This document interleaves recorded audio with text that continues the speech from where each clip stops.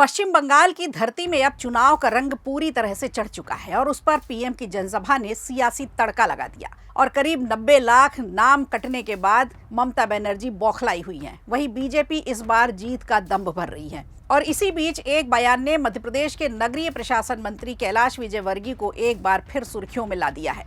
पिछले चुनाव में इनके पास एक बड़ी जिम्मेदारी थी, लेकिन इस बार उन्होंने दूरी क्यों बना रखी है, सवाल ये है। इस बारे में उन्होंने खुद ही बताया।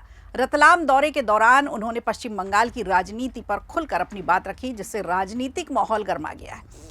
रतलाम में एक निजी कार्यक्रम में कैलाश विजयवर्गीय पहुंचे थे। वहां उन्होंने मीडिया से बातचीत करते हुए कहा कि पश्चिम बंगाल में उनके खिलाफ करीब 38 मामले दर्ज किए गए हैं, जिन्हें उन्होंने पूरी तरह से फर्जी बताया। उनका कहना था कि अगर वो बंगाल जाते तो उनकी गिरफ्तारी तय मानी जा सकती थी, क्योंकि कई मामलों में वारंट भी जारी हो चुके हैं और इसी कारण उनकी पार्टी भारतीय जनता पार्टी ने भी उन्हें इस बार बंगाल चुनाव से दूर रहने की सलाह दी।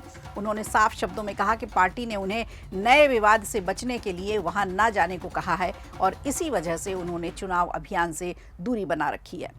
बंगाल की मौजूदा राजनीतिक स्थिति पर टिप्पणी करते हुए कैलाश विजयवर्गीय ने कहा कि राज्य में माहौल काफ़ी तनावपूर्ण है। अतीत में उनके साथ कई खतरनाक परिस्थितियां बनी थी। उन्होंने ये भी कहा कि वहां काम करते हुए उन्हें कई बार अपनी सुरक्षा को लेकर के भी चिंता हुई थी।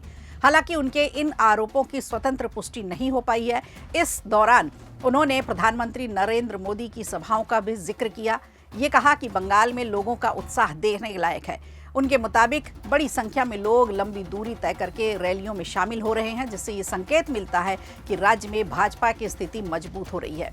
इंदौर नगर निगम में हुए वंदे मातरम विवाद पर भी उन्होंने अपनी प्रतिक्रिया दी। उन्होंने कहा कि देश के प्रति निष्ठा और सम्मान हर नागरिक का कर्तव्य है और भारत माता का सम्मान करना किसी के धर्म के खिलाफ कैसे हो सकता है। उनके अनुसार जो लोग इसका सम्मान नहीं करते हैं, उनके राष्ट्र प्रेम पर सवाल उठाना स्वाभाविक है।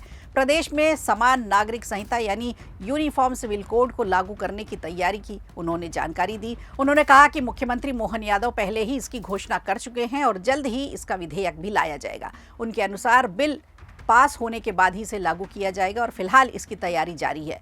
अपने और मुख्यमंत्री मोहन यादव के रिश्तों को लेकर के भी उन्होंने हल्के फुल्के अंदाज में कहा कि उनके संबंध बहुत अच्छे हैं, दोनों के बीच कोई मतभेद नहीं है। इस बयान के जरिए उन्होंने उन अटकलों को भी खारिज करने की कोशिश की जिनमें पार्टी के अंदर मतभेद की बात कही जा रही थी, खासकर मोहन यादव के साथ।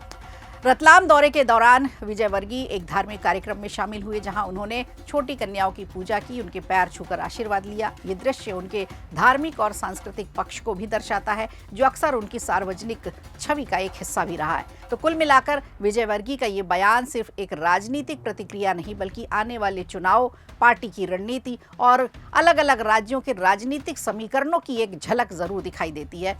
उनके बयान से ये बिल्कुल साफ है कि बंगाल की राजनीति में आरोप प्रत्यारोप का दौर फिलहाल जारी है और चुनावी माहौल लगातार गर्माता जा रहा है। वीडियो अच्छा लगा हो तो लाइक कीजिए, शेयर कीजिए और कमेंट बॉक्स में हमें ज़रूर बताइए।